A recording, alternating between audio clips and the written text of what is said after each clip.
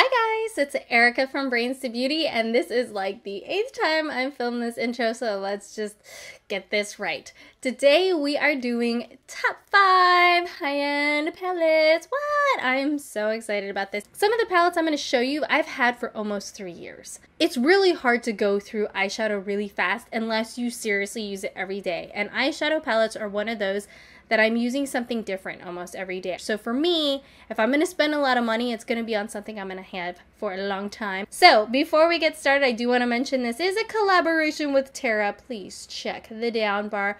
I will be making a playlist of all of our top 5 series to include my videos and her videos, so you guys can go check them out. So now that I've chatted a bunch, let's get started. So I'm gonna go in order of like my least favorite to my favorite, and I'll be honest, like, the amount of favoritism, they're like stacked right on top of each other. They're so close. I love them all so much, but it's more based on like what I've been really reaching for a lot lately. So the first one used to be my all-time favorite palette of all time, and it is the Stila in the Light palette. If you guys have been following me for a while, you know I have raved about this palette so much. They technically don't sell this in Sephora and Ulta anymore, but they do sell it online. They're not completely discontinued, but they're definitely not part of their main collection anymore. But I still have to mention it because I love it. And like the biggest thing that I love about this is Bliss was for the longest time the one and only crease blending color that I ever used. Like it was like hands down the one color that I was always reaching for. And then Kitten is seriously people, it is my all-time favorite gold eyeshadow. There is nothing that compares to this. Like seriously, this is still seriously my all-time favorite gold shimmery champagne-ish color because it is absolutely beautiful. It's incredibly creamy. Like if you don't want this palette, at least just get that one eyeshadow. Like I swear to you, go to the Stila area of your Sephora or Ulta and just swatch that one color, Kitten. Kitten is totally worth everything. It is hands down amazeballs. So the next palette is technically, I'm going to show you two, but it's really one. I know I'm cheating here, but it's Urban Decay Naked palettes. I only have the original and the number 3, and the reason why I'm showing you both in this position is because honestly, I love both of these equally, but the Naked 3 is not for everyone, which is kind of why I don't want to list it, even though it's like seriously my favorite. I actually reach for the Naked 3 more than I reach for the Naked, but if we're talking versatility and I want to suggest one to somebody who like really wants to invest in a high-end and they're not sure, the Naked is definitely going to be more versatile for people because these have a lot of warm shades and a big variety of shades of like tans, browns, golds, reddish brown family here. Overall, like I really love this palette, and for the longest time I used to just use this palette because it was so versatile. But I really have to give like a huge kudos to the Naked 3. The thing about this palette is it's very like warm and pinky. So if you don't like warm pink plum like shades, you're not gonna like this palette. That's why I'm like saying it's not for everybody. But I do love this palette. Hands down, if you can't afford it and you want to try it out, I definitely recommend it. I am contemplating the Smoky palette. You guys have to let me know. I originally signed up to order it. It ran out. I was waitlisted. I canceled it.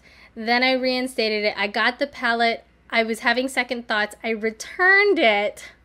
So now I'm like, should I get the palette? Should I not get the palette? If you guys think I should get the new Smoky palette, I will get it, and I will do a review, swatches, tutorial like I did with the Lorac Pro Metal.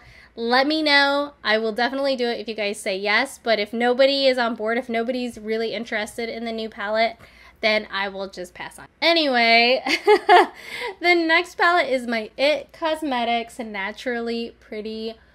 Oh my gosh, I love this palette. But the one thing I love about this palette, it is 100% matte with a transforming shade. I'll be honest, I have no idea how to use this transforming shade.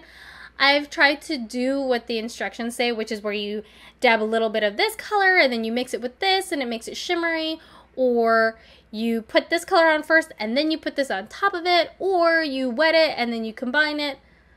It doesn't work for me. It ends up like just being a hot muddy mess, but I really don't feel like it transforms it all that much, I'll be quite honest. But as far as the rest of the shadows, I love that everything is so matte, and it's matte and super duper blendable. Be gentle though, because you could end up blending too much and then you're like, crap, I either have to start over or I have to put in more.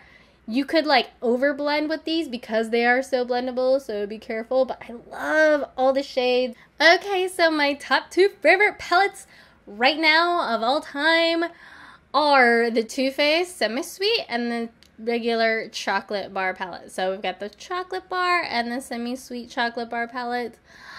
Oh my god, I love them, and they smell so freaking good.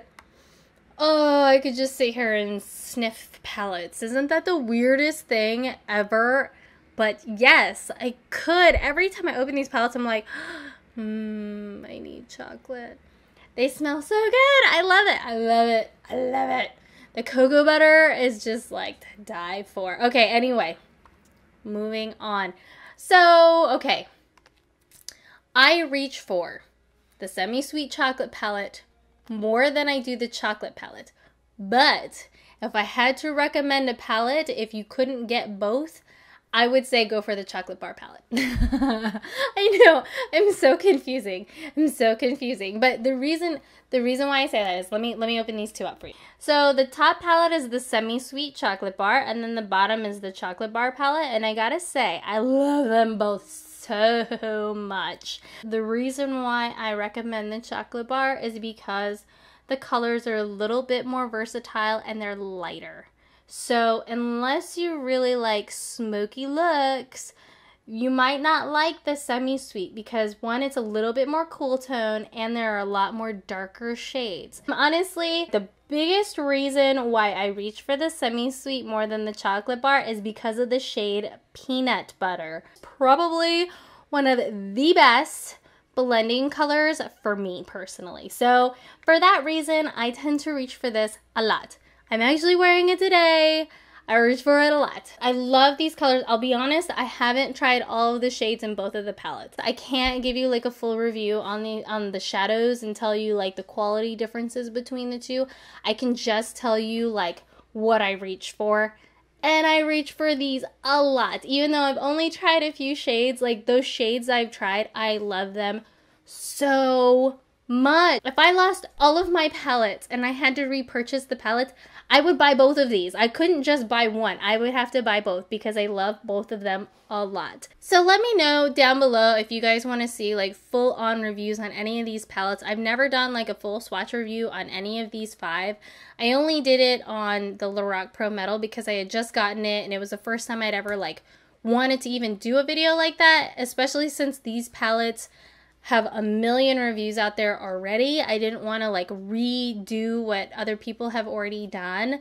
But if you guys want to see my take on it, please let me know down below. And just want to remind you guys that Tara's video and her channel will be linked down below. So make sure to check her out. Tell her I said hi.